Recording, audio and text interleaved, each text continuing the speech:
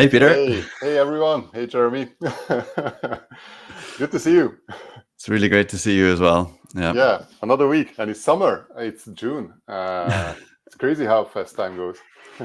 I don't know what you're talking about. It's been summer here for a month, at least in the south I of know France. here in Budapest it comes and goes. Like we had Yeah. huge rains last week.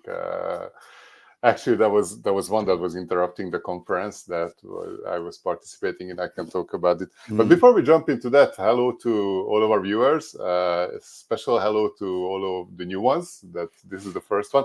I think what we didn't do before, and we should start doing it, just have a short intro of what the hell is this.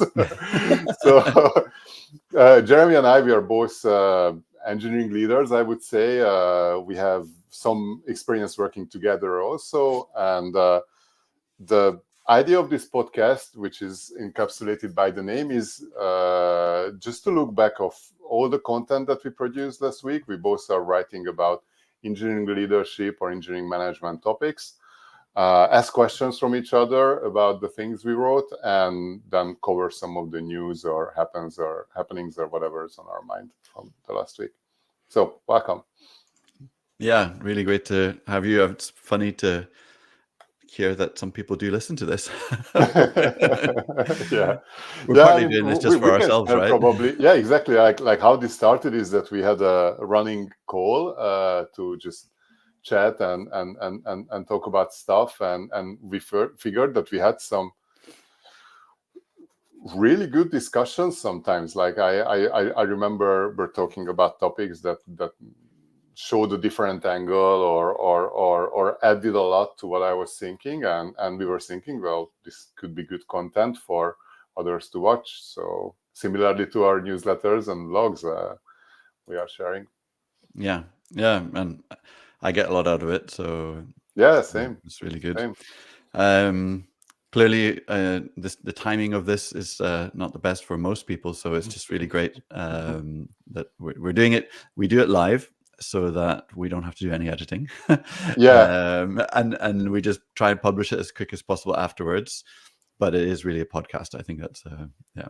yeah, But the live nature of it will hopefully come through in the podcast yeah, because most of yeah, this is not rehearsed. yeah. Exactly. Yeah, Yeah, cool. All right, let's jump into it. let's go for So it. last week, you wrote about how to innovate, which Mm, is a really good question because, I mean, I guess the companies we worked at, I probably it's not an over generalization if we say a big part of them were about the innovation and not about protecting a mm, monopoly or some already achieved status. So innovation was key in all of our previous companies or most of them. So yeah, maybe you can tell me a few words about why you thought it's this is a topic that's timely now, and what are your thoughts about it? mm.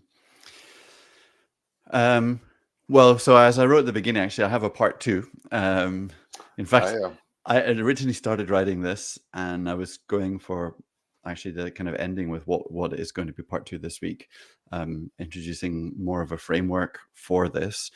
But um, I think I felt like I was writing a lot of long newsletter posts, and I wanted to do something shorter, so I broke it up into two parts. And I think the main thesis of this article is that innovation is definitely more of a process of rapid experimentation and iteration rather than um, these genius moments of amazing ideas. And I tried to kind of use an analogy of climbing mountains as a yeah, mountains are or the peaks or the hills around you or the kind of represent problems, and then it's the algorithm to find the best path or the way to get or find a path, I think, up to the top. So that mm, was the idea, and the idea was just really so that was, and I think it's timely because it's timeless in a way, like um I think everyone struggles with it, and um, there's this, I think, a fallacy that um, we all need to be something like a Steve Jobs or Elon Musk or whoever is on the current latest most, I mean, popular kind of inventor or whatever. Mm. When the reality is that I think you dig into all of those stories, that, and I shared one of Dyson with his vacuum cleaner, that it's really actually about lots of experiments and ideas. And I don't think Steve Jobs invented anything really, but did figure out how to create, something interesting and work with other people to do that, right? So Yeah. um, that's why I think it's timely. It's a reminder. If you're a leader, focus on making the process Mm. produce like that's what I would argue, right? Yeah, that's I like this move away from idea to process, because I often, this stereotypical, I don't know, wannabe entrepreneur or startupper who I have this genius idea for this next social network, or I have this very good idea for this or that or that. I just I just don't have the team. I don't have anything. Or even worse, when somebody says, I don't know, the next Facebook comes out, or AI comes out, or whatever product comes out, and they say that, oh, I had this idea 5 years ago. I just didn't become successful, or didn't have a team, or whatever. And often, like, there is this saying that success is 1% idea and 99% sweat, or I don't know, with whatever other proportion. I would say even luck has a big proportion in it that people don't like to give credit to, because it's something we cannot control. Yeah, timing. Yeah, Timing, yeah. Well, all the uncontrollable factors that well, just work out or not. But I think I'd just say on this though, I think execution. You can have 10 people with the same idea, but yeah, execution of the one who wins is usually the one who executed best on the idea. And for me, part of that secret of execution is working small, experimentation, and so on. yeah, I love that. I really like that. I would even go a step further. Like, you say that innovation comes from good processes rather than genius. Mm. And I would say that in order to have good processes that are successfully being run, you need a good culture. You need a healthy culture. What do you think about the aspect of culture? So the way I think about culture is how we do things around here. And I think I wrote an article about it, but essentially, if you think about culture is like a shadow, it's like your shadow. And what that means is culture is just reflecting the actions that you do. So if you say that we have a very friendly culture here, it means that how people greet each other inside the company and how they help each other is just kind of like very helpful. And Mm. so the culture is just a reflection of how you do things in an organization. Mm-hmm.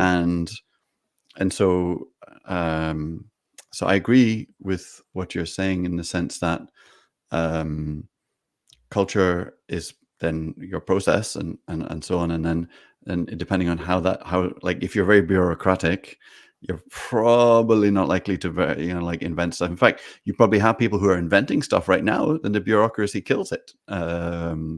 So Actually, yeah. Do yeah. you think can unhealthy organizations? You can get into the definition of that, but can they innovate even, or is just much easier to innovate in a healthier organization? I think you said that luck happens, and I think stuff happens still that kind of, but I think it's incredibly difficult for an organization that has low psychological safety and trust and highly bureaucratic, where people can't take risks. I think it's very, very hard for them to innovate. And in fact, I think what those cultures produce is probably people who leave and maybe the fact that they're toxic or a not so great place, or maybe just everything is designed to keep things the way they are. People learn from that environment, they go out and they leave and they disrupt it. I don't know, like Yeah, maybe that's that. I really like that what you said, that everything is fine as they are, as it is. Maybe it's just maybe this is wrong, but maybe this kind of culture where it's more bureaucratic, where it's more against innovation, maybe this is more appropriate for those stages of a company when they are protecting a monopoly, or they have a big market share that they don't want to lose. Yeah, I mean, Clayton Christensen in I'm losing the title of the book, but it's about innovation and We'll put it in the show notes. yeah. But his whole hypothesis is that those big organizations can't innovate because essentially you've cornered the market in a particular thing, and the thing that comes as a disruptive vector is always coming from a totally different angle. In a way, it's like it's cheaper, it serves it. So the company that's winning in the that's won in a particular level of innovation, I think you could argue this about Google and search right now. And maybe that's, but I think you could apply this same logic to Google and search, but just that the vector of disruption is a different technology. And the problem is that in order to pursue that, you need to kill your cash cow, and your shareholders won't let you do that. And you're just more and more hyper focused on serving your cash cow, which in Google's case is advertising. And then that vector comes from a different angle, and you're just not equipped. I mean, I think like a ton of innovations around, he has some examples where I think IBM, there's different companies that have invented the technology. I like Kodak is a good example, because Kodak invented digital camera, but it didn't make sense for them to kill the existing cash cow. And so he has a bunch of different examples in the book, and basically saying like they actually invented it, but they couldn't disrupt themselves with it, and someone else came along and did it, right? Which is actually a tragedy, because what it ends up being is that they became obsolete and that. But maybe survivorship bias. Maybe there are a lot of good innovations that are being killed off in monopolies, and because of these monopolies, there is this conspiracy theory about oil companies killing off alternate fuel solutions because it would. I guess there's an interesting example. Do you think it could be applied to Facebook and the whole rebranding to Meta and moving to metaverse? Like they ruled the social network market. That's their cash cow, and still they made a huge bet on this weird thing. They made two big bets. When people were obsessed about the rebrand to Meta, they were only talking about VR, but financially the other big bet was AI. And they were saying, well, AI is also going to be a key part of this future thing. And I mean, you look at what they're doing now, and this is really interesting disruption. They're just throwing out like amazing models like Llama, open source. And that is disrupting everyone else, because like now you're forcing the market to, because they don't need that, right? They have these other things that they're putting. It's a really interesting strategy, and I think it is a disruptive. Now, the reason I'm bullish about Meta, because like him or hate him or loathe him, maybe Mark Zuckerberg he's a founder. He's the founder. He still has controlling share. He is not fully at the whim. He doesn't have to operate fully at the whim of the stock market like Google and Microsoft. And I think he has a vision of the future. He knows where he wants the company to go, and he's able to take big bets. He's financially able to do it. They've built up a huge stockpile of cash, and so I'm bullish about them. And I mean, I'm a fan of VR, and I think we'll all be kind of like, this experience will be in VR one day. You saw the demo. I don't remember if it was Meta or it's Meta. The Kodak. It's I think it's called the Kodak avatars. Essentially, the photorealistic avatars. But they demoed it with an interview with a podcaster. Anyway, I guess my example was that maybe this whole movement from Facebook is to go against this trend to prevent them from becoming the next Kodak. And it is absolutely awesome. And like, this is really interesting. You compare that to Google, and Google are trying to just ship an AI on top of their search because they're getting like, I don't know, like I search with Perplexity and ChatGPT more than I do with Google. I mean, I've already de-Googled, and so if I'm using Oh, a I have a freaking lot to say about that. Yeah, go yeah, I mean, on. I'm using Kagi as my search engine, and when it comes to search, it's fantastic. But I'm actually more and more getting quick answers that I just really need Yeah, from yeah, Perplexity and yeah, from like just literally asking ChatGPT. yeah. Like what it's way faster for me to ask ChatGPT what temperature should what internal temperature of sausages on a barbecue. Mhm. Yeah, I have very first-hand experiences about that, and a lot of content that I included also in my newsletter, a part of it Mhm. about ethical internet consumption and the whole Google. Let's shelve this, put a pin on this because I want to And we get should back definitely into go this. back to it. Yeah, yeah, no, I But love this my topic, main and point about Google is that their culture is not allowing them to innovate.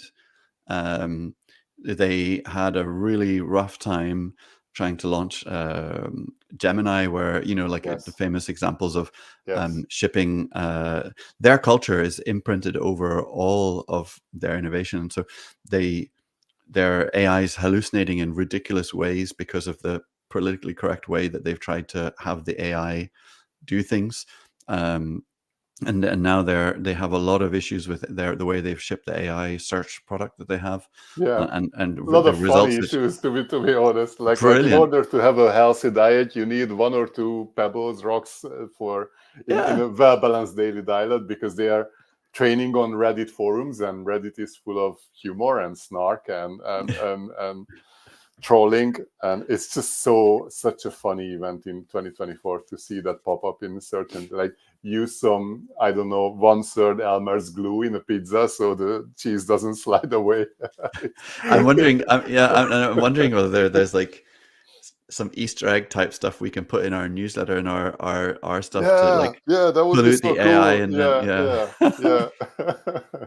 I mean, there is this, I don't know, the 2024 Luddites who or Luddites, I don't know what's the good, whatever. I think I say Uh, Luddite, but Luddites. most of my pronunciation came from reading, Yeah, and exactly. Yeah, I yeah, grew up in like non-English speaking a lot of the yeah. time, so I don't know. Never mind the machine destroyers of 2024. What I see more and more often, people. I'm browsing a Reddit thread from before because I'm researching some problems, and I see some of the comments saying that this comment is replaced because I don't agree with Reddit's strategy of how they are selling their content to for AI engines to train on, and then like a paragraph of bullshit, like really poisoning the large language models. It's almost like a new attack vector Mm, against AIs. It's really interesting to I'm see sure it they'll find a unfold. way to Oh filter. yeah, me too. Yeah, Yeah, yeah, yeah, yeah. yeah, but I think because I think like that's less sophisticated, but yeah, over time it's a cat and mouse game, right? Yeah, yeah. Also, there's not enough of those people to really. Oh yeah. Plus, the on the other side of the table, there is AI who can tell the sentiment of a Mm, comment. It can tell if it's relevant or not to the yeah. discussion. Like it's really just it's more of a demonstrative action than Mm, anything. yeah. Cool. I have one more question about innovation and culture and everything. What do you think about the role of Slack to Mm, help encourage innovation and allow it? yeah. So I mean, both of us are fans of the book Yeah. Slack by. Oh, my brain just blanked again. It's Monday Uh, morning. yeah. But Maybe it's not the best time to record no, this. fantastic book. Really, really. I mean, it actually was a game changer for me. I will put it in the So show notes. Yeah.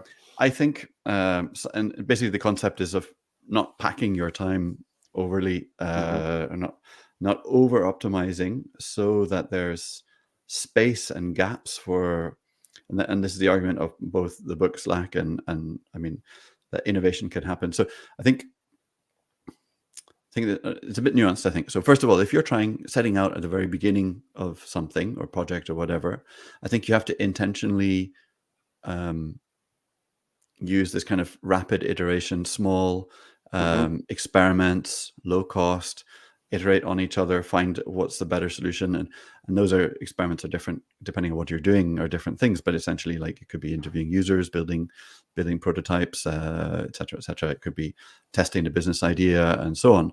So I think you need to, and I think in all of that, I think you need time to reflect. It's like that's why Slack is important. But then if you go on the other spectrum, you're more in an established, we've got a product and we're incrementally building stuff. So you have like a build process that's much more is iterative, hopefully. I think in edges you need Slack.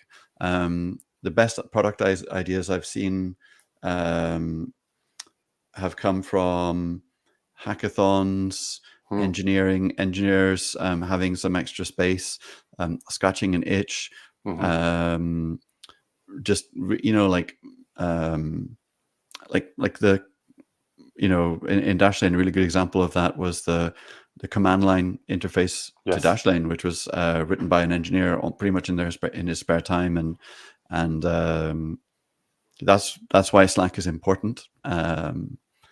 And we need to increase. So I think it's both, but and even then, like, it's those mini small experiments within that, right? So it goes back to small, cheap experiments. Yeah. No, I like that. I agree with that. And actually, Slack has another purpose. It allows you to discover how your product should pivot. Like if you think about a lot of successful products, they didn't start out, or companies, they didn't start out as they were. There is this famous example of Flickr, I don't know, that used to be like a game company or something like this, and then they realized that, oh, there is something we could do. If they were keep on focused on the KPIs and pushing the next release, keeping all the deadlines, everything, if they didn't have Slack in their processes, I don't know, but I assume, then I don't think they would have discovered this opportunity to pivot to something bigger. Exactly. Well, Slack, the company, the chat app, they are actually, the Slack chat app is a pivot, because that was a side thing that they built to help the team communicate, because they weren't happy with IRC and some of the others, and then it turned into the product that they ended up like pivoting to and shipping. So you need Slack to have Slack. It's going to be really hard to follow this conversation. I know. Yeah. And let's not talk about the product Slack either. I could go down that. Okay, forget it. I should write about chat at some point. That's a good blog post. Yeah, and yeah, I thought you wanted to say historically and everything, because it was really interesting to see that when HipChat took over all the internal communication, and then how it suddenly disappeared when Slack came on, or like just get a deep dive of the reasons of that. That's interesting also. Yeah. One more thing on this Slack is that I like data, so I try to find a way to prove this, that you need Slack in order to have innovation. And I found a study from 2018 where the authors were looking at college breaks and Kickstarter campaigns and see if there is correlation. Basically, the theory is that if college students have more time, more Slack in their lives, then they are more innovative and come up with more projects. And they could prove the theory. We will put the study in the show notes.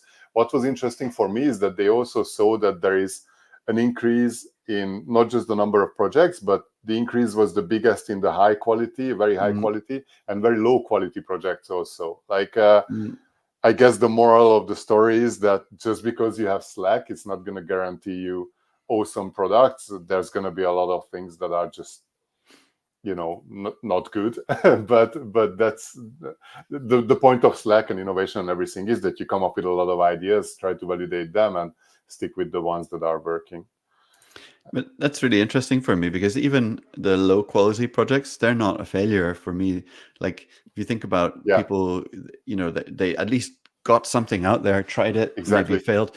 I think even just like my newsletter or this podcast and that we're doing, probably will, if we stick at it, we might look back and cringe a bit over time, because the practice of iterating and doing it is improving Yeah. I mean, I think I already cringe a little bit at the first couple episodes, but we only figured out that we need to do an intro this week. So Yeah, exactly. And what else are we forgetting? That's gonna be like, come on, what so were we thinking? the we should be, and I mean, we should just be, I think you wrote about it, but we should be celebrating failure and Yeah, the I learning wrote a from lot it. about it. Yeah, Yeah. yeah, and yeah, I guess that's a very good point. Like, even a low quality project that made it to Kickstarter and Mm, maybe had 3 backers, because even the, mm, I don't know, friends of the authors mm, didn't find it good enough to put $10 on it. Those have value because the authors of those had a lot of mm, unique experiences that they can build on, like how to mm, run a Kickstarter campaign, how to, mm, what does this whole innovation process looks like, mm, how do you make a product out of an idea. And even if they failed miserably out of this, they, as people and as a team, mm. they became smarter, and they grew thanks to this experience. Exactly. Yeah. So Yeah. um if you're, maybe there's an actionable thing, but like, I'm trying to think for myself, what do I do know what I need to iterate on very fast. So it's like but it's the thing that kind of I didn't ship a couple of weeks ago actually, but and I had to pivot. But I want to get my the outline of my book just out there so that I can get Yes. some feedback on it. Yeah.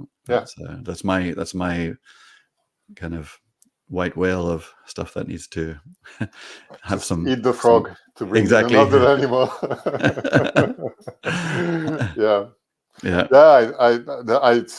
There are a lot of interesting series, and Mm, I'm gonna dig a bit deeper into that before I write about it. Just a mm, teaser that the reasons for procrastination. That's a very interesting area. mm, Like why are we afraid of doing the thing that we should be doing? mm, And oftentimes it's just fear of failure, fear of mm, I don't know, going into the unknown. mm. But I'm going to dig into this because it's, as a practicing procrastinator, I don't know the word.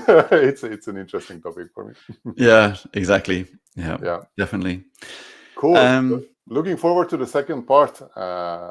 yeah, yeah. This week, I mean, I'm shouldn't be a surprise for folks what I'm proposing, but yeah, this week I'm really looking forward to getting the article out. It's also, by the way, just because I wrote most of it, I'm actually trying to get like a week ahead. So what I'm trying to do is ship this one early because it's mostly, I feel like it's close to being done, and start at least or get next week's out, because it's actually quite, when you're always having like a buffer is actually safer. It feels better. So I'm trying to Yeah. get to a buffer zone. We'll see if I make it or not, but yeah, because there's other Yeah. distractions out there. I mean, good luck, and that's the all the professional advice is to have a lot of articles in Mhm, the queue, scheduled everything. I never like that. Like mhm. whenever I have something, I really like to just click on the publish button and start to get the feedback, because Yeah, saving it something for later, it always felt like hard for me. yeah, yeah. I guess it's a I can see balance both. for Yeah, I this can one. see both. I've got some holiday stuff coming up, so I need to buffer for that, or I need to write on holiday, which might be irritating for my family. So Oh, well, the good thing for me, I'm not getting paid for this, so I'm just going to take a break when I take a break, and that's yeah. it. We'll see. Well, Peter, this week you've had I think you have one of the most comprehensive articles. I think the series is really Oh, yeah, your that's series on getting hired as an engineering manager. I think it's kind of kicking into the meat and potatoes, yeah. because I think last week was really fantastic. This week was a pretty solid. I'll actually just share the Thank you. getting hired as an engineering manager, and I think like this one, I'll have to say, like in discussing kind of the content of it, I was like, oh, what am I going to ask Peter about? Because this is just super solid advice. Where to find roles. I found it really interesting. I will say, I'll make an observation as this one. So you basically said LinkedIn is where all the jobs are, Yeah. and I was like, is it really? And I think it is. Like, that's where I've seen, but and I haven't tried all of these other websites. I've actually Glassdoor jobs. Honestly, I did try that, and I just found it complete to zero levels. Mm. I didn't know that there's a couple of specific boards. I think you mentioned also last week, like remote kind of okay ones and whatever. But There are a lot of these. I actually I'm really rooting for Otta because mm, they user experience as a job searcher. It looks really cool. Like the promise mm, of what service they are giving you. Is that they gonna find the jobs just right for you, and they will mm, provide all the information to like salary ranges. There is mm, for every company there is a little blurb. I'm pretty sure it's assisted by AI, but still mm, it just shows you what you're looking for when you're applying for a job. I mean, their tragedy is that they should have launched this, I don't know, 3-4 years earlier when there yeah, was so much demand for people. mm, I'm just rooting for them to survive this y- period and yeah. prove I, themselves. Exactly. I think most people can kind of just basically their application tracking system, or whatever it is, the applicant tracking system. Mm, It's pre-wired for LinkedIn. mhm. So like it's like a platform that's kind of having momentum, and it's easy just to put the button. And you know what? You're going to get loads of applicants for anything right now because Yeah. I think people are. I know we talk about, but the wartime atmosphere means that a lot of people have been laid off, so Hmm. they're all applying for jobs. Hmm. A lot of people in existing companies may not all be so happy with where they are, and so they're also, looking to get out of a particular situation often. And so it's just like they don't have to do much. Hmm. They don't have to make a lot of effort.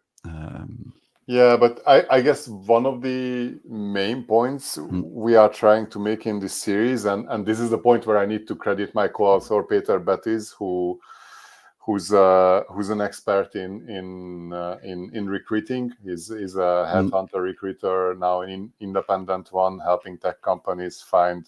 He's focusing on C-level people now, but like I know him from 10 years ago mm, when I was leading Gawker in Budapest, and he at that time working for this Hungarian recruiting firm. They helped a lot finding good talent for us. So mm, he's my co-author. A lot of the tips in the articles are coming from him.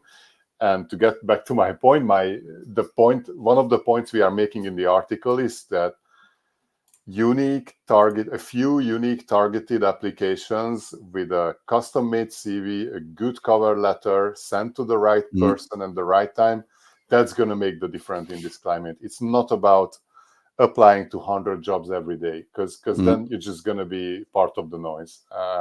You need to find you need to show how you're the solution for a company's problem, and being unique pays out now. Like there is a big crowd, so take bigger risks, like be more unique, do a cold reach out respectfully, but do a cold reach out to a person at the mm, company. uh, Find a novel approach in your, mm, especially in the cover letter. You can experiment as much as you want. Like it's basically free text, so you can tell a good story that can get the interest of whoever's reading it. It's There is just less of a risk in this climate now, because if there are just, I don't know, 3 applicants for a job and you're trying to take a risk and be unique, mm, that mm, can end up being like on the losing side. But if there are 300 mm. applicants, this is your only chance. Like Yeah. yes, take risks. Yeah, yeah. I think this it's really interesting because I think what your earlier advice of have your preferences Hmm. feeds into this, which is be very focused and targeted, and Hmm. then be smart. And like I love the fact that you included an example cover letter from I mean, previous. it was partially your tip as a feedback Yeah. from the previous about the CV one, and I had this saved because another part of the article advice is to track Mm, your applications, and I still mm, had my 2021-22 application notes, yeah. so I could pull it out, and I think it's a good example. I mean, I again, the role of luck was big here, because this is about Relieve, a company that's doing, for those who don't know, you upload a bicycle ride or run to Strava, Mm, and what the original idea was that they plug into Strava, get the ride, and do a 3D video mm. visualization of it. It's really cool. Like It it's is, yeah. from a like a Google Earth like following and with data and everything. It's really cool. They started to be a social network. Like you could start following people's reliefs, and Strava panicked and kicked them off of their platform. Uh, that was, we can talk a lot about that also. But what I really liked is that they pivoted. They said, okay, instead of removing the social network Mm, features that they believed in is a key to their survival, they double down on it. They say, okay, to hell with Strava, we can import from Garmin or your mm, GPX files or whatever, and then we will double down on this, following each other and visualizing team rides and everything. Where I imagine there is a lot of value. So I really like this, and I love cycling, and I've been using their app since a long time. So when I saw they have a position, I could write a very honest and very enthusiastic cover letter. I mean, mm. that to me it felt very honest and enthusiastic, and probably for them also, because I immediately got a reply, and we scheduled a call, and I talked with the recruiter, and then I think with the CTO, probably. I don't remember who else was, their VP of engineering maybe. They're a Yeah. very small company. They figured they will need someone with more hands-on Mm, experience, and someone who had experience maybe in the either the video or mm, I don't know, something more closer industry. So I mm, didn't end up working for them, but the experience was very good. And my point in having an honest, enthusiastic, curious mm. email as a cover letter, it stands. It's a great cover letter. So, yeah, I would call myself after yeah. this, like, because it showed me that oh, maybe I'm missing out on something if I Mhm. don't get to know this person. Because maybe Yeah. this is the feeling you need to build in the recruiter, Mm, this FOMO mm, that they should be afraid of missing out on you mm. if they don't call you. Yeah, I had a similar experience a while back. There's a company that I had followed, and I was like, wow, they're just really special of how they operate and their culture and what they were trying to do. And Mm, I was like, so I was tracking them, and then they had a VP of engineering job come up. And interestingly, in the job application process, and they're not in France. They were somewhere else in Europe, and I was really nervous. I don't know, like when you see a perfect job and it feels like it's written for you, and then you, I found it really hard to put myself, to like do the application. So I think I left, like the other thing that other advice is you'd got to apply as soon as possible. So I left that one yes, a little yes, bit. Yeah, like stuff has moved so fast. Like if you see yes. the opening, go for it. But it's interesting because I saw that job go, and then I waited a bit, and then I did apply. And the application process required doing a video, Oh and yeah, wow, yeah. I think actually that's a really for like I think it's actually a really good thing. It might sound like I just think it can really weed out a lot of people Hmm. who are doing like that the noise of the Yeah, application process, yeah. and I mean, then it helps those people who are following our advice of doing targeted applications. Yeah, actually, you're right. exactly, yeah, exactly. So um, I put myself really into that video, and I made it, and what was amazing was they got back to me directly, and we actually were just going into the process, and then they had someone who was interim, was internal, that they confirmed as the official thing. So, but there was a very gracious process of afterwards as well, and whatever. But I was like, I just thought I had no shot at that job. I Hmm. mean, and it's just interesting how the personalization aspect of it really works. Hmm. And yeah, but you can't do that for like 100 jobs. You can only do that for a few jobs, Hmm. So Yeah, no, you're totally right. And there was an interesting aspect in how you started this story that I want to dig into a bit. Like you said, it was what I heard from you is that the job description was so fitting you that you got almost like intimidated Yeah. and afraid of. Can you explain what that feeling was and why do you think you felt that way? I guess you could put words around it like imposter syndrome and all the Mm. rest. But even it's really funny when I think like I think I have some experience of doing this job and doing the managing and Arguably, yeah. a little bit, right? But I think there's two things. The stakes of like really that seems too perfect, and you emotionally attach a lot to the Yeah, potential idea of the job of like maybe I could get it, what and then you want to like really put your best foot forward, and I think that process was really interesting because in that case the producing the video is like filming yourself is pretty scary. yes. And putting a pitch of yourself is pretty Yeah, wow, scary, yeah. right? And it's actually a lot more effort, I think.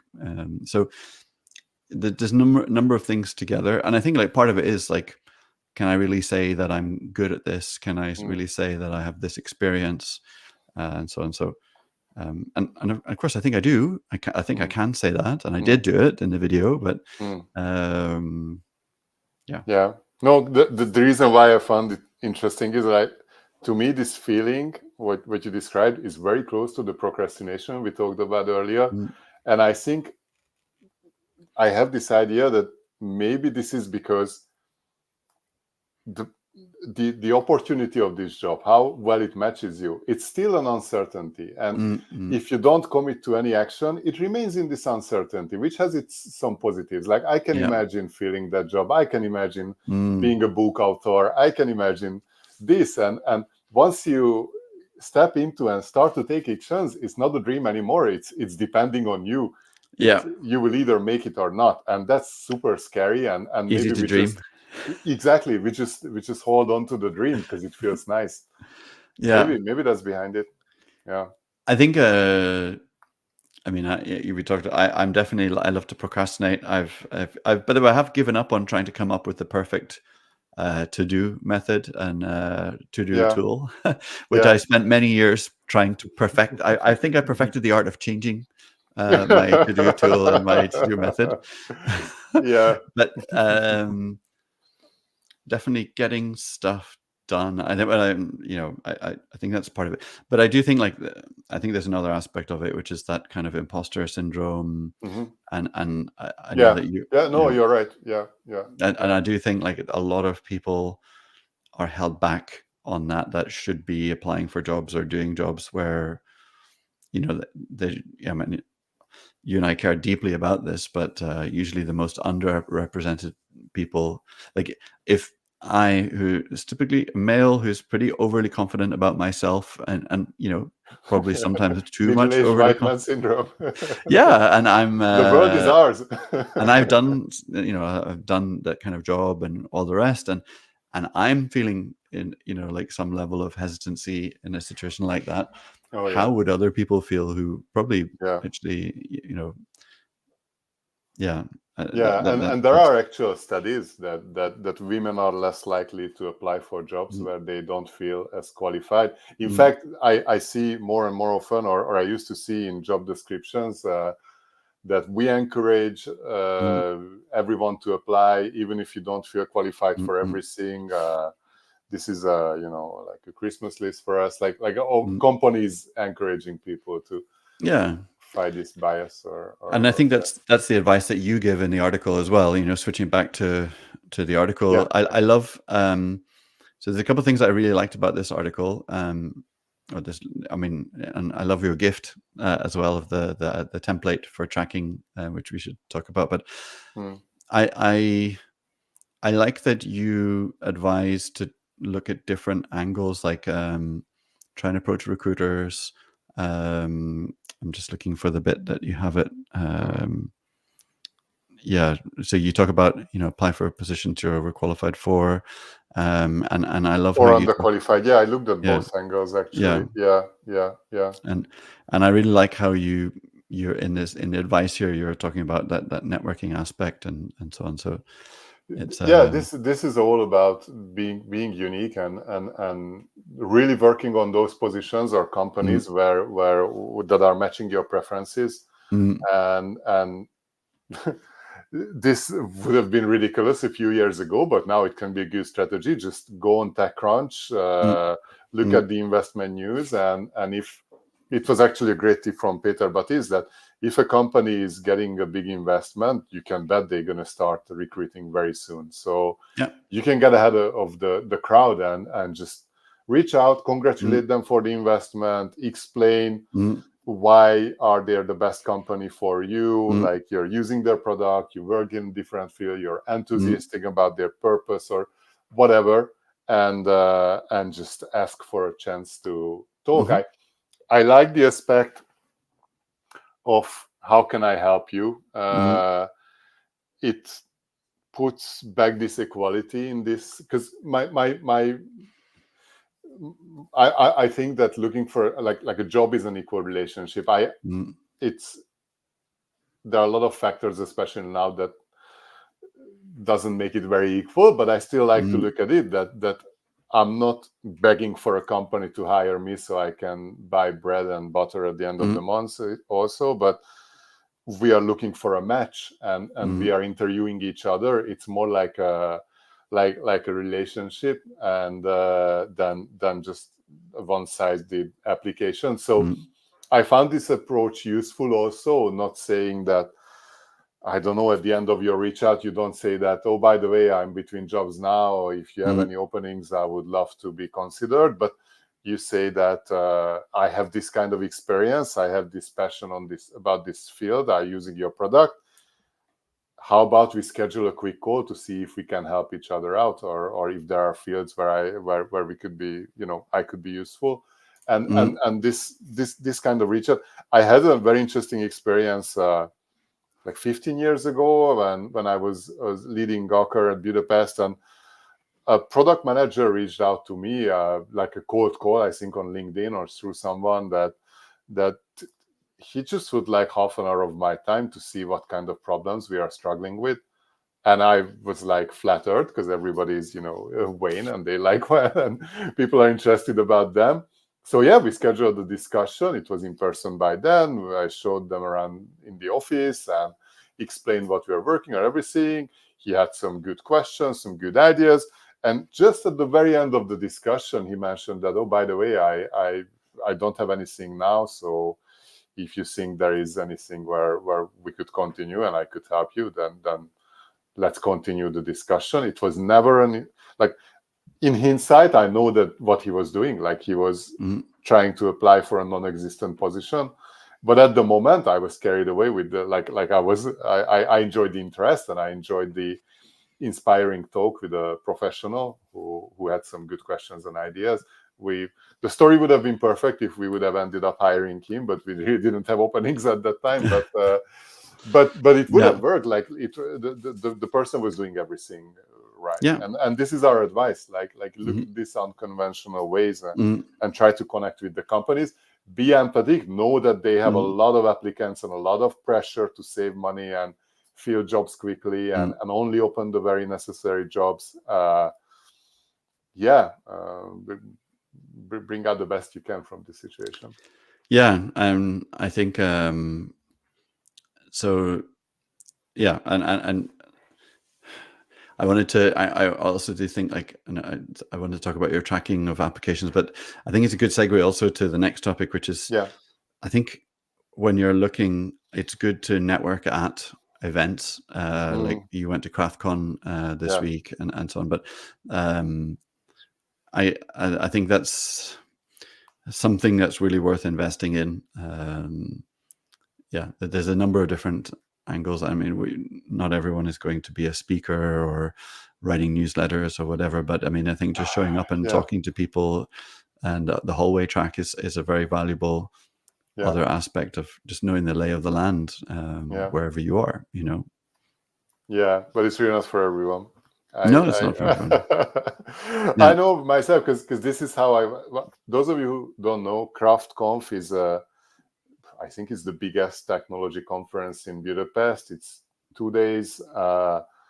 I think like 5 or 6 stages at least, parallel tracks, all about the craft of software engineering or even engineering. Like I think there was something around hardware, but mostly software engineering. So I don't know how many attendants.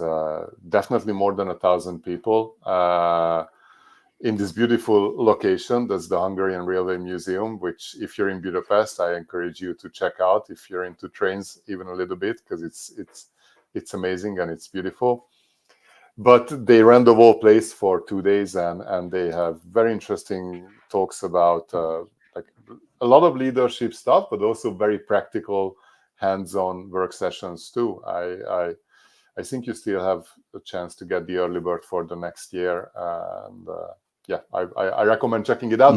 My point is that I went into this conference with I guess the non-defined success criteria for me was something like, let's do some networking and let's get to know a lot of people. I didn't do any of that. I don't know. I overestimated my skills of code networking. I'm just not good in that. Like I didn't have it in me to just walk up to someone and say, hey, who are you and what are you doing? Or something like this.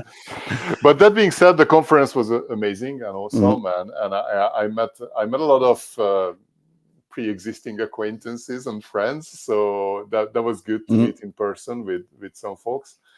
And but more importantly, there were some very good, very interesting talks, and it's very intense. It's 2 days of like a fire hose of information. I took like, I don't know, 20 pages of notes, and I still need to review them and write about them to just to distill this knowledge. This is why it's good to write on paper and not just take picture of slides. It helps retaining information and processing it. But yeah, it was interesting. It was a fire hose of ideas and information. And I was curious, did you notice any kind of themes that are like, or emerging trends that are coming out from some of the talks and the ideas in the industry? Oh yeah, sure. Yeah. Like there was one big topic about or trend about what's up in 2024, like what's happening today. The keynote from Gergely Orosz, the author of the Pragmatic Engineer newsletter, it was mostly about this, like 20. What is it in 2024 that's different? Why is it different?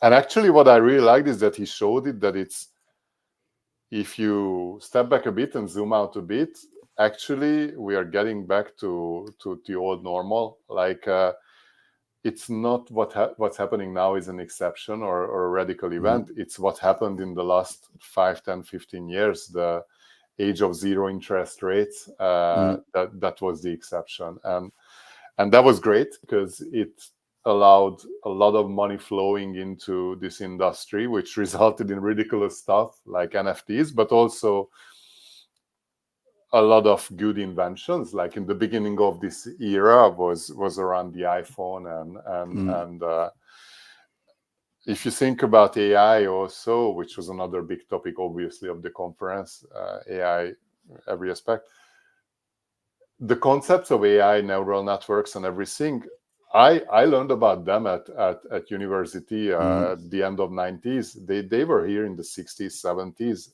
Nothing is new in this. The only small detail is that it's not theory anymore because we have the computing capacity to actually run neural networks that are not just a few bits of information, but can, build up on the collective knowledge of the internet. It's this quantitative difference turns into a qualitative difference quite visibly. Yeah. And another question about CraftConf, and then I want to talk about another bit of your article about reflection. I would say it's a good topic. With any kind of standout highlight talks that you really like, or like that speaker was great, or had a real light bulb moment of the talk or anything like that? That just think about like something that really stuck with you, you know? Yeah, I mean, there were a lot, and I really need to check my notes to pair the names with the topics Mm, and everything. There was an interesting one from Gregor Hope. He's author of the platform strategy book, and he had a lot of good advice. Like, this is the more practical spectrum of the conference about how to build platform teams, how to run platform teams. That was very interesting. That I grabbed this early release copy of his book, and I'm planning to do a book review of it in the coming weeks. I forgot the name of the presenter, but there was like almost like a punk rock talk that a guy explained how basically software engineering is dead in 5-10 years because of AI, and how it's radically different already now, but it's just like we are in the very beginning of the journey. And the reason I say punk rock is because going to the main stage of a software developer conference and doing a 1 hour or 40-minute talk about how all of your jobs are going to radically change and most of you will just lose it, I think it's a really a very provocative thing to do. Very much likely to a punk rock concert. So Amazing. I, I Okay. I was laughing out loud at some point. Like, it was so entertaining, Yeah. and it was funny because the conference works with Slido and our audience questions and everything. That at the end of every talk they pick the most upvoted questions, and so in a way it shows the reaction of the audience. And what I saw was stages of grief, like the negotiation, the anger, the everything. That was just so funny. That Yeah. was really funny. Like Okay. people trying to say stuff like, but large language models are built on our code. If our code is so bad, how come they can be better? Or what's going to be trained in the new large language models, what's going to be trained on if everything is like some normal concerns, but the tone of it and this very defensive, very angry, that was just so entertaining to watch.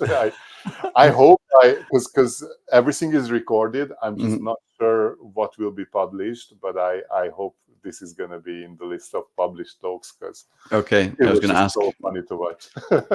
I'd love to see that Yeah, particularly. yeah, That. and I mean the ticket is pretty expensive. I got in thanks to the sponsorship of a Hungarian tech magazine where I'm going to write about the conference, but I think the super early bird is like 600 euros, and then Wow. around the day it's like 1,000 euros if you get closer to the event. But they have some cheaper tickets for online participation only, but that allows you to watch all the talks real time, ask questions, and Yeah, I'm not maybe it's a really. good option.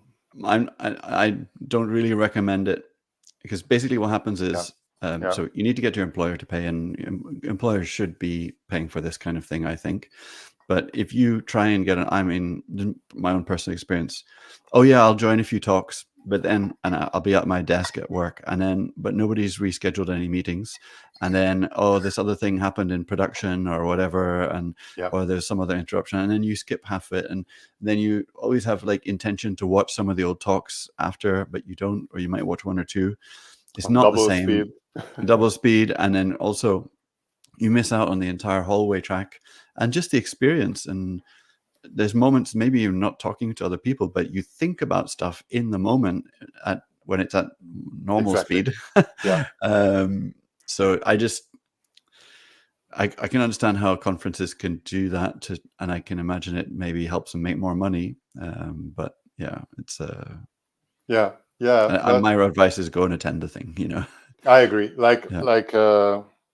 Maybe select the one conference that makes a Mm, difference in your life, mm, and just do yeah. what you can to participate. And uh, just what you said, like if you join online, Mm, you're most of the time you cannot be disciplined mm, enough. Like I tried this before with webinars and some online mm, meetups and events, and often it ended up like, okay, I have 1 hour now. I either spend on this thing sitting mm, in front of a computer, or I finish this mm, presentation that I need to work on or mm, document or whatever, and it's often is the latter. So yeah. yeah, and it's really fun, and like I learned about organizing conferences also. Mm, There was a huge rain that just suddenly popped up in the middle, and you see that part of the place is outside. Like they had these huge event tents for 4 of the stages, and the main stage was in a building, and all the lunches and everything were served in the main building. So mm,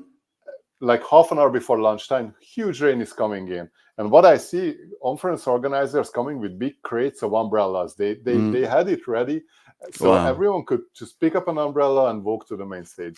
That's what your expensive early bird ticket gets you, is the Yeah, is and but these are it not like gift umbrellas. Some of them were used at previous conferences yeah, because we yeah. were asked to leave them and Use not take it. again. I'm pretty Yeah. sure some people took it home, but Yeah. but yeah, if you think about it, like a conference ticket, €1,000. I don't know. Let's say €500 per Mm, people if you count all the guest mm, tickets and everything. That's a lot of money. How much does an umbrella cost? mm, It's nothing compared to that, mm, and especially it's the tents or conference, like mm. they have a lot from previous year Yeah. probably. It's just the fact that they were thinking about such a small detail and risk Mm, that could ruin somebody's conference experience, and instead they yeah. fix it.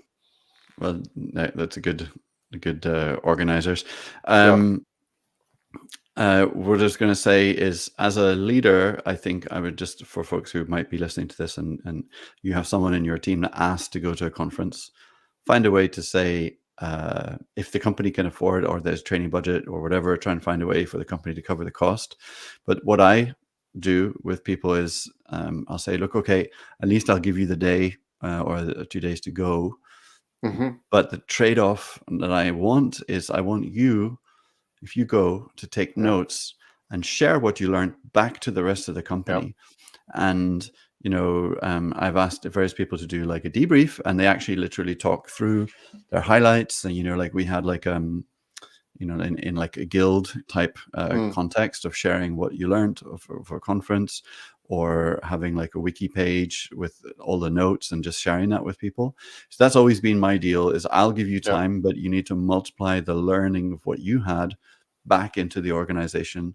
And I think that's always a fair deal, because the organization gets so much more out of it when that happens. I agree.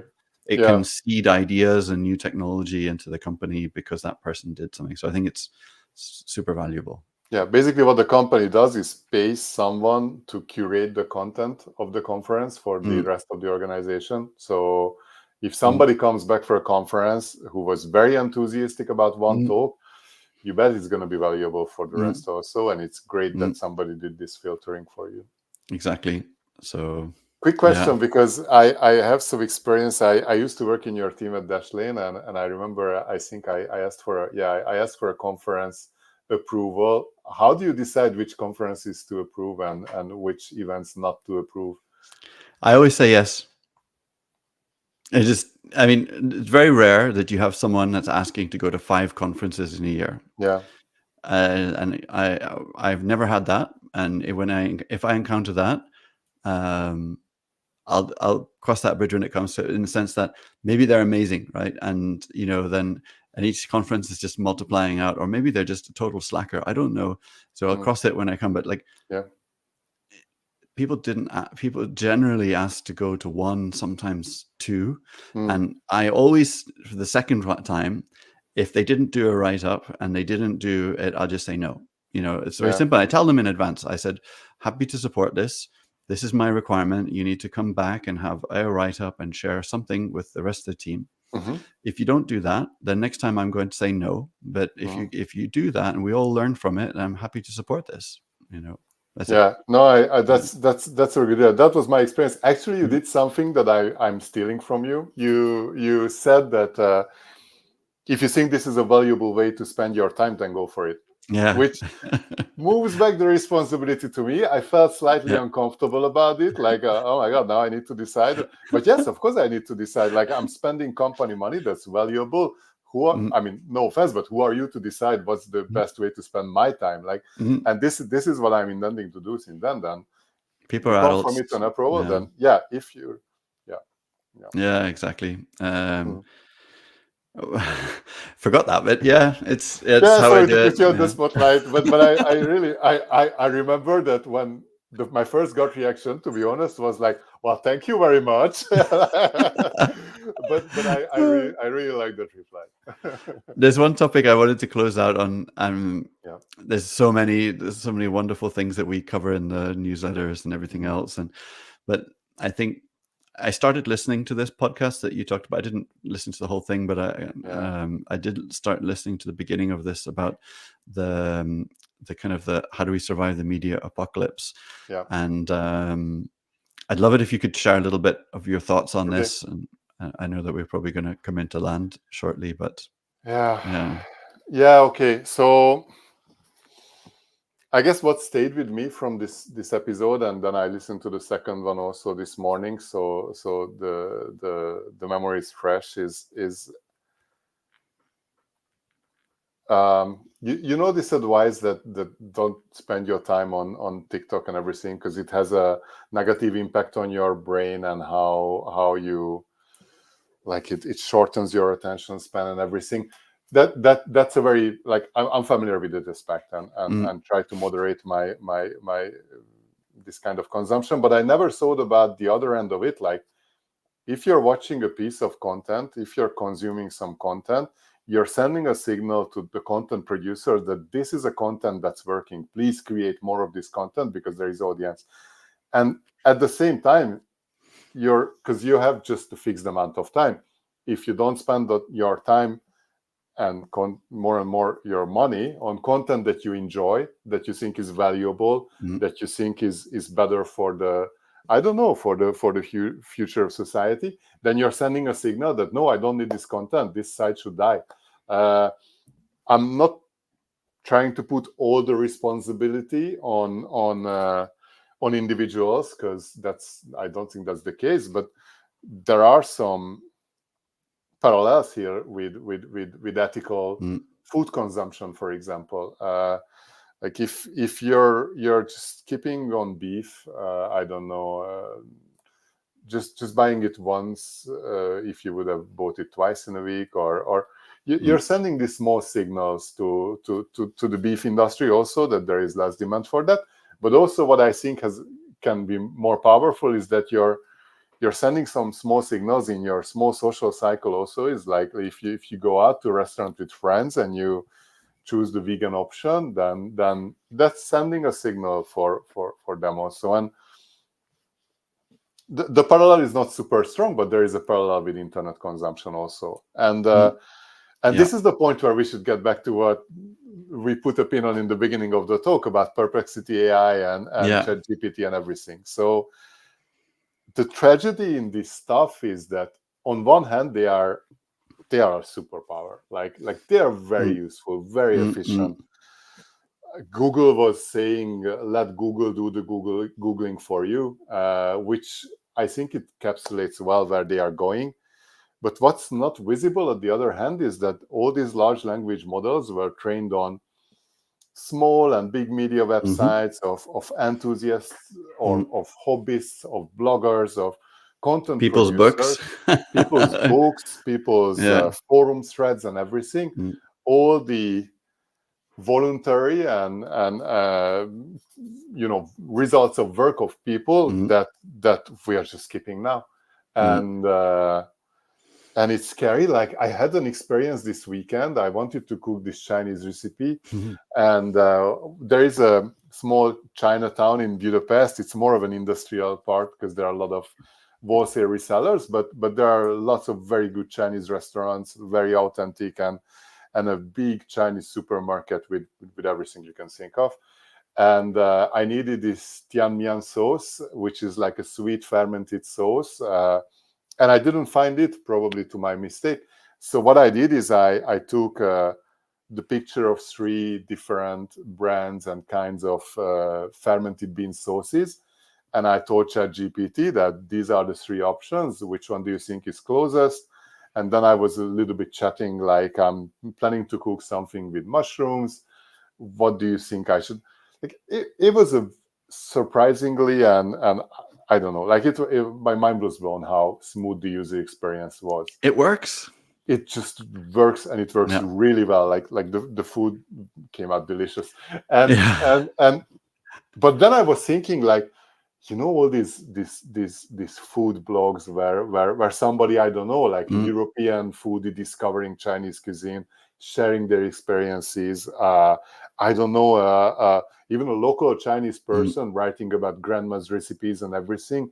All these models were trained on this mm, unique and interesting and authoritative content, and those contents are going to die out if you don't do something, because there's going to be no motivation for people to produce. Because mm, you remember the AdWords age, like the promise was that create your blog, Google will send some traffic, you put advertisement mm, on it, mm. so you can monetize your hobby, and you can build up a small, I don't know, like a side gig, or even you can build up companies on this. Yeah, that didn't work I mean, it worked until it for didn't. Google. No, but Yeah. it worked for Google, right? Hey, They not did. just for Google. Yeah. Like they were, like Gawker was built up Mm, on mm, partially on this model where it was more mm, direct sales, and then Google took it away. But yeah, the point is that it stopped working, and to be the devil's advocate, the reason why this experience is so smooth is because there's an mm. ocean of shit content out there. All Yeah. this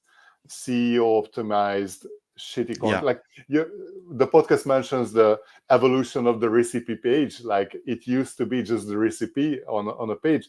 Now it's about I don't know, an essay about why the author is finding this recipe good, how their grandma used to go, etc. Because apparently Google likes this kind of content more than just a list of ingredients and preparation. Mm. So yeah, Google managed to shitify the internet and now takes away the traffic, saying that okay, we solved this problem for you. Like they are showing Googling, like browsing the web. That was a very excitement Mm. pastime. They show it as a chore that they take away from us and solve it for us. But at times it is a chore, Yeah, sure. because they Yeah, made the search results. That's why I use Kagi, because I Kagi already does. They actively penalize the heavy SEO optimized sites, or the sites that nice. have something to sell, and so on. And then you can also apply like a lens of like, I want to see just academic stuff about this. Okay. And I find that it's just a way better search engine search experience. Now, on Kagi, you're trying to experiment with AI and stuff. I think I find they're struggling a little bit on that one. Like I just find the search engine works, and I mean, and I then mean, I use arguably in 2024, if you do any kind of product, if you don't have AI, you're mm, dead. Like yeah. that's where the It, money is.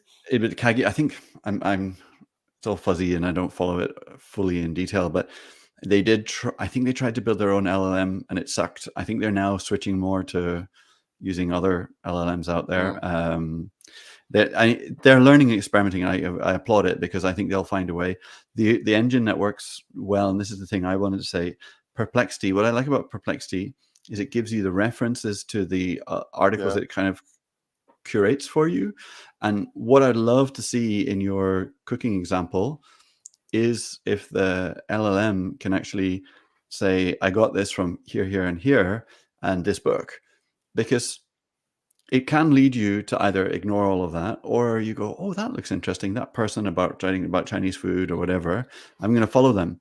And I hope that we can, my hope is that we can get there. Now, let's flip it a little bit. I'm writing Mm-hmm. content. You're writing Mm-hmm. content. Yeah. I'm not, I know that there's, maybe I'm feeding some algorithm that can use it later. Okay. But I'm benefiting from it. And so I'm still going to do it. Yeah, that's true. But I I'm not think sure I would our gate. case is unique. Yeah, like at least for me, I'm not. I'm not going to gate my content in that way either, or like this, put in robots.txt. I don't want like whatever to to crawl my site or whatever. So, yeah, But that's then let's move away from individual authors, although that's an interesting thought. But small media companies, like local news is dead because, well, arguably because of AI, but arguably because they don't have the unique advantage of being the only available source of news locally, because they I don't know, in the US they compete with the New York Times, which is available everywhere. Yes. So this was the really interesting thing at the beginning of the podcast was Mm. um, when you first had the original media, local papers were the only way that you could advertise to people living in a particular area. Yeah. And then now that's gone and it's gone in several ways. Yeah.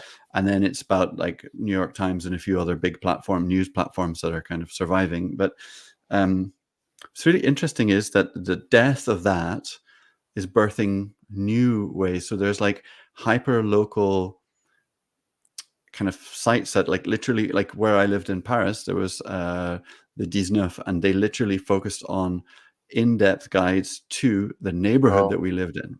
And that's been grown out of the US, where that's actually become, and that's a total different business model, total different. But where I live, I want to see, I have a little profile of the guy whose shop I go to every week or whatever. And so I think it's just it's part of the cycle, and those places are more on Instagram and on, I don't know, they have like a little newsletter or whatever, right? Yeah, but this website, like that's I'm very curious about their business model. Like, I imagine some hyper local advertising, like yeah, the actual business. Go to Abdul's butcher to get the best lamb, and It's also I running can events, imagine some. you know, I want to know, I want to, like, Okay. I'm doing like a tiny little event. That's a great way to reach your audience, get But featured that's in. all just advertising, and Yeah. arguably the audience can be reached with Facebook and everything. But do you think, it's hard to tell, but could they bring some kind of subscription model, saying that, okay, you subscribe to this local publication, I don't know, you get 10% of discount at our stores that we are recommending, and then you get all this local news and everything. Yeah. Because I think this is the key. Like, this is what I'm feeling since Gawker, actually, that the future of media or online media is independent. Online media is in the hand of the readers, of the consumers. Like, if you don't need advertisement money, and if you're in Hungary, if you're free from the government, those are the two keys to be independent from big corporations and political players. And the only way to do this, if you ask for money from your readers, from your users. And so I guess what I was getting at is that yeah, this I think this could be a good way to survive this online media apocalypse. Yeah, I think so. Subscription, it's working well for some people. There's always going to be some super big winners, like Gergely is. Yeah, but good for him. Like, I'm applauding him. I think it's fantastic. Yeah. And I'm hoping that, like, we can still have a place for like craft journalists or a little small team that cover your little local area, that have their own style and that relates to the people that live there, and gives me the info I need about what's going on in my community, and amplifies a little bit of that and makes my community better. And it doesn't have to be a big show. Like, it's going to be different. They're going to talk to me in a different way. They're going to interact with me, and I would pay for that a little bit. Little bit. No, I agree. Gladly support that. Or maybe it's event-based, they can organize some kind of festival and make a bit of profit. And there's probably like there's some business model in all of this. Yeah. It's just, I guess, going back to your point about ethical consumption, I think that is on all of us to do. And part of that ethical consumption is to find out and support these people that are trying to do these little bit different things. And just like we had a lot of crafts people that worked on their own, and that we're losing a little bit with big companies and so on. I think I hope that we can move back to a world where there's that we, through the power of the platforms, actually, because they give you access to these people, we can actually have more of these kind of crafty local people providing a very hyper local service of some sort. Yeah. I mean, you know what's in Hungary, we don't have these very local small websites, what you explained with the Disney. what we have is big closed Facebook groups for Mm. districts and Or areas, and WhatsApp groups and stuff. Yeah, there's different yeah, yeah. yeah. But that's very much depending on the platform. And I'm gonna wrap this up, this topic. The second part of the podcast that I just listened this morning, the guest was Casey Newton from the Platformer, Mm. a publication that moved from Substack to Ghost, actually, which is interesting Oh, because I'm interesting. considering the other direction. And his reason was more about the the Nazi problem on Substack, that they are not standing up against hate speech as much as Yeah. they should. But I think this is more about control, like Mm. who controls the platform where you are. Mm. And when PJ Vogt, the MC of or the author of the search engine podcast that we're talking about, asked Casey, so what's the solution for this media apocalypse? He said the Fediverse, Mm. this concept of independent Mm. federated publications or social networks, or Yeah. the concept is a bit foggy for me. Mhm. But I really like that. Like that's something that has the Mm. independence from big tech companies. It I think gives you it's the part of it. control. But this And is, oh, we can go on this topic. It's interesting that Threads is trying yeah, is federating with the yeah, Fediverse. And by the way, what the cool thing about the Fediverse is that your server, you can decide who you want to federate with. yeah. And there are many servers who say, we don't want Threads to be federated with us. Oh, okay, So, cool. but that's the cool thing about it, right? And Yeah. it's just like the internet kind of, it's like the internet version, it's like the internet, like as if social media was built on the same protocols that the internet is built on in a way, and how servers talk to each other and Yeah. communicate. So I like it. I love it actually. And I what clicked for me is the analogy with email. Like in the email system, it's unimaginable that on Gmail you can only send content or emails to Mm, another Gmail user, and you cannot send to an Outlook mm, mm, user or whatever else. But this is the world we live in social media mm, and online media. Like mm, I cannot comment. I don't even know what's the good terminology here, but I cannot mm, interact with any content that's not on the actual site mm. of the content. I cannot follow on the same interface someone from this website, someone from Yeah. that website. But that's why I'm not on Substack, even though I know that I could have a probably easier and bigger audience on Substack Yeah, faster, and yeah, because of the way they promote you in a big ecosystem platform. yeah. And I can stick to my ethics on this one, and I'll go for the super slow growth that my Yeah. newsletter is at the moment. So Yeah. No, I think yeah. same, but it's a bit ongoing debate in my head. But the key is, at least for me, is to define success metrics very well. Mhm. Like I'm trying to move away from subscriber number as a success metric Yeah. and get a bit more abstract, like I don't know, stuff I learn, Yeah. reach, size I'm of not looking at the network. numbers. Even I don't even look at my analytics. I'm I'm really looking less trying. at my analytics. Yeah, exactly. And because my metric is to, within the time box I have, to publish the best article every week that I can, in a global theme of going to, in a particular, I have like an idea of where it all wants to go, and that's it. Yeah, but why? Like, For me. yeah, for okay, No, that's no, kind. yeah, No, because the 5 whys analysis yeah. that what why is it bringing you value to? Because there can be a lot of good answers for this, but why is it bringing you specifically, Jeremy, value to be able to publish the best article possible in the time box that you set week after week? It makes me think. I learn. It's just a fantastic discipline. It brings my week a really good rhythm. Mm-hmm. And the bigger thing is I have a bigger. I'm taking small bites Mm-hmm. at a bigger dream I have of like trying to write a book, Mm-hmm. and ship a few other kind of like maybe like some mini courses for people and help them. Mm-hmm. So I'm trying to help people. And clearly it's not going to damage having a brand, and giving myself independent platform is like probably good for my career.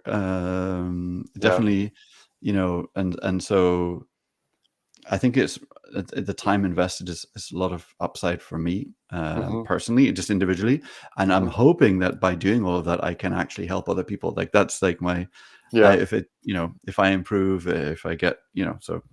Thanks for putting it to words. I think it's important to be clear in these goals, because otherwise, I see it on myself. I can get lost in looking at the statistics. I get excited when a big newsletter picks up one of my articles, and I see the effect of it and everything. I think it's human. But on the other hand, I really need to do this exercise also to. I mean, I did it a few times. Like I wrote about why I'm writing the newsletter, but really spelling it out and internalizing and taking action on these, I think it's important. Yeah, well, yeah, it's one of the most rewarding things I do in a week, I'd say. Okay. This and this show. I mean, we're talking a lot. Yeah. Talking with you, Peter. No, I'm always looking forward to this Monday morning. Yeah. I mean, this brought up the quality level of a Monday morning. Definitely. Well, we should come into land, I think, on this one. Yeah. I think we are always scheduling for 1 hour, and I think 1.5 hours seems like something that we will have to settle with. Or go for themes, Or go for themes, yeah, go shorter, but yeah. Nice. Okay, this was fun. I think I covered everything that I noted. Yeah. Cool. Maybe next time, my minis forum box arrived. That's been my other distraction. Next time we can talk about that. I will say that it's up and running, but I am not in production yet. Okay, because one of the things I didn't ask is how did you do the whole migration process and decommission of the old hardware and everything? So maybe that's a good topic for next time. And then I also gonna have probably some more distilled thoughts about some of the talks from Craft, because there were some good ones. Yeah, I'd love to see your article as well. All right. Cool. Well, thanks, Jeremy, and thanks everyone who was watching it. We'll have another live recording next Monday at 10:30 Central European Time. But you don't need to follow the live. You can just watch the recording. And please, if you do listen, we should probably say this in the intro. Even if you listen for a few minutes, we'd love your feedback on all of this. How can we improve? How can we do better? Yeah. We're still throwing stuff out there. That's interesting. I mean, I know this was a nice ending, and I'm ruining it now. But I think it's important to say that the feedback is important for us because of why we are doing this. We are doing this for the learning. We don't want feedback to see what is the popular content and do more of that. We want feedback to learn how these are landing and what people think about it. There's probably going to be some feedback that we will respectfully ignore or just keep on doing the opposite because we believe in it. But yeah, feedback validates ideas, so that's why it's important for us. Definitely, yeah. And because we have so few listeners, we really value every little bit of feedback that we get. As a human, the one human that's listening right now. Exactly. Like if you want to have your voice heard, then now is the time, because once we break it, it's not going to have a chance. I'll probably keep going at this for longer, even if we don't make it, Peter. But I mean, arguably we made it. Like I had fun. So. Yeah, exactly. All right. Awesome. Well, see you next week. Yeah, over and out. Cheers, folks. Bye.